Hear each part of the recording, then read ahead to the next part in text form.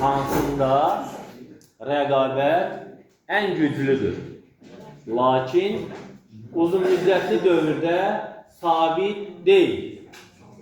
A bəndi tam rəqabət bazarında, B bəndi monopoliya bazarında, C oligopoliya, D inhisarçı rəqabət bazarı. Va gedir.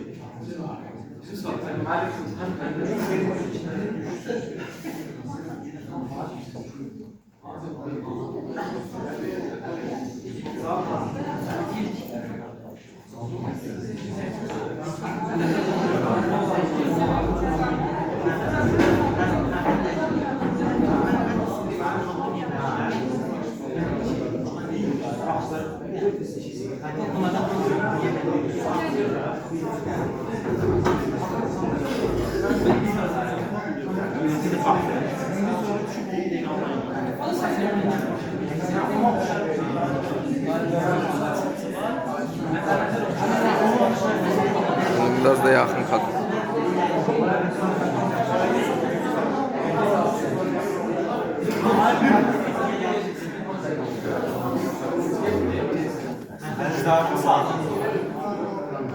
Vaxt tamam uşaqlar.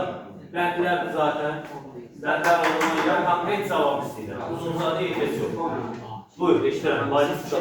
Bizim fikrimizin sualın cavabı A variantıdır, tam rəqabət bazarı. Çünki biz demişdik ki, rəqabət qiyməti aşağı salır.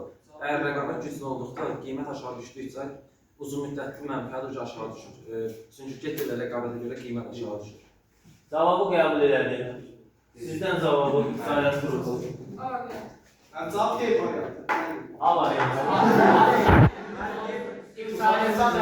Mənim o için tərəfi işləyir.